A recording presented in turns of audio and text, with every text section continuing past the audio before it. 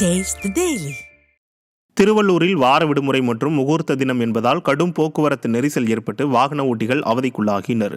சென்னை திருப்பதி நெடுஞ்சாலையில் சுமார் 4 கிலோமீட்டர் தொலைவிற்கு போக்குவரத்து நெரிசல் ஏற்பட்டு வாகனங்கள் ஊர்ந்து செல்லும் நிலை ஏற்பட்டது.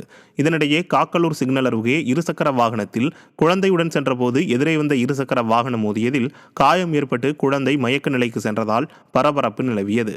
திறனற்ற திமுக அரசு சாலைகளில் போதுமான போக்குவரத்து போலீசாரை நியமிக்காததால் ஆங்காங்கே போக்குவரத்து நெரிசல் ஏற்படுவதாக பொதுமக்கள் குற்றம் சாட்டியுள்ளனர்.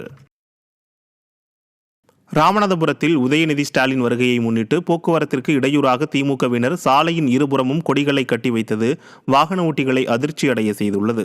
கட்சி நிர்வாகி இல்ல திருமண விழாவிற்காக ராமநாதபுரம் மாவட்டத்திற்கு வருகை தரும் துணை முதல்வரை வரவேற்க திமுகவினர் ஏற்பாடு செய்தனர்.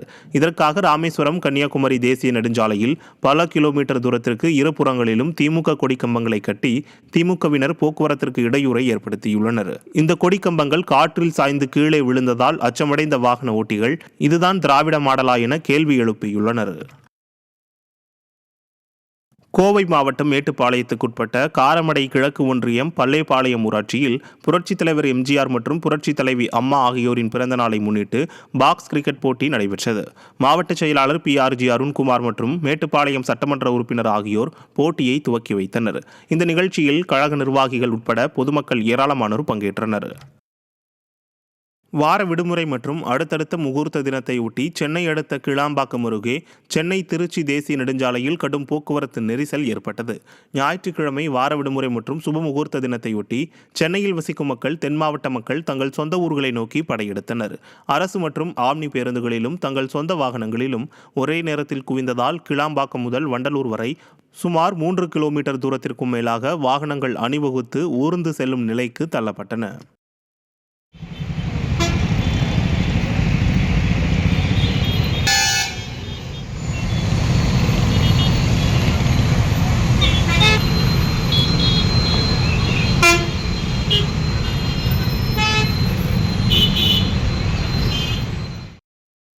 செங்கல்பட்டு ரயில் நிலையம் வந்தடைந்த பொதிகை அதிவிரைவு ரயிலின் சரக்கு பெட்டிகளில் மர்ம நபர் ஒருவர் ஏறியதை அடுத்து ரயில் பெட்டியின் கதவுகளை ரயில்வே போலீசார் உடைக்க முயன்ற சம்பவம் அரங்கேறியுள்ளது. சரக்கு பெட்டிகளில் சோதனை மேற்கொள்ள முயற்சித்த போது பின்புறம் உள்ள கதவுகள் உட்புறமாக தாழ்பால் போட்டிருந்தது. இதையடுத்து கடப்பாறை மற்றும் கம்பிகளை வைத்து கதவுகளின் ஜன்னல்களை உடைக்கும் முயற்சியில் ஈடுபட்டனர். அப்போது அடுத்தடுத்து விரைவு ரயில்கள் வரத் தொடங்கியதால் தாமதம் ஏற்படுவதை தடுக்க பொதிகை அதிவிரைவு வண்டியை செங்கல்பட்டிலிருந்து கிளம்ப உத்தரவிட்டனர். இதையடுத்து ரயில் பெட்டியினை திறப்பதற்கு முன்பாகவே அந்த ரயில் செங்கல்பட்டிலிருந்து புறப்பட்டது. இதனை கண்ட பயணிகள் மத்திய மைனாரிட்டி பாஜக ஆட்சியில் ரயில் பயணிகளுக்கு பாதுகாப்பும் இல்லை, முறையாக பராமரிக்கப்படுவதும் இல்லை என குற்றம் சாட்டினர். திருப்பத்தூர் மாவட்டம் வாணியம்பாடி சுற்றுவட்டார பகுதிகள் மற்றும் மயிலாடுதுறை மாவட்டம் சீர்காழியில் நிலவிய கடும் பனிப்பொழிவால் வாகன ஓட்டிகள் அவதியடைந்தனர். சென்னை பெங்களூரு தேசிய நெடுஞ்சாலையில் முன்னால் செல்லும் வாகனங்கள் தெரியாத சூழ்நிலையால் வாகன ஓட்டிகள் முகப்பு விளக்குகளை ஒளிரவிட்டபடி சென்றனர். அதிகாலை முதல் நிலவிய கடும் பனிமூட்டத்தால் பொதுமக்களின் இயல்பு வாழ்க்கை பாதிக்கப்பட்டது.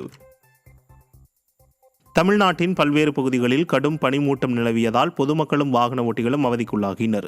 கடலூர் மாவட்டம் விருத்தாச்சலம் நகரம் முழுவதும் அதிகாலை வேளையில் கடும் குளிர் நிலவுவதால் பொதுமக்களின் இயல்பு வாழ்க்கை பாதிக்கப்பட்டது.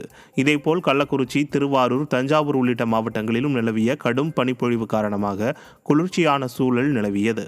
மேலும் சாலை முழுவதும் வெள்ளை போர்வை போர்த்தியது போல் காட்சியளித்ததால் வாகனங்கள் அனைத்தும் முகப்பு விளக்கை எரியவிட்டபடியே சென்றன. கன்னியாகுமரி மாவட்டம் கருங்கல் அருகே வீட்டில் நிறுத்தி வைத்திருந்த எலக்ட்ரிக் இருசக்கர வாகனம் திடீரென தீப்பிடித்து எரிந்த சம்பவம் பரபரப்பை ஏற்படுத்தியுள்ளது. பேட்டரி வெடித்து இருசக்கர வாகனம் முழுவதும் தீப்பிடித்து எரிந்து எலும்புக்கூடாக மாறியது. இந்த நிலையில் பேட்டரி வெடித்து இருசக்கர வாகனம் எரிந்ததற்கு நிறுவனம் பொறுப்பேற்காது என கைவிரித்ததால் வாகன உரிமையாளர் CCTV காட்சிகளுடன் காவல் நிலையத்தில் புகார் அளித்துள்ளார்.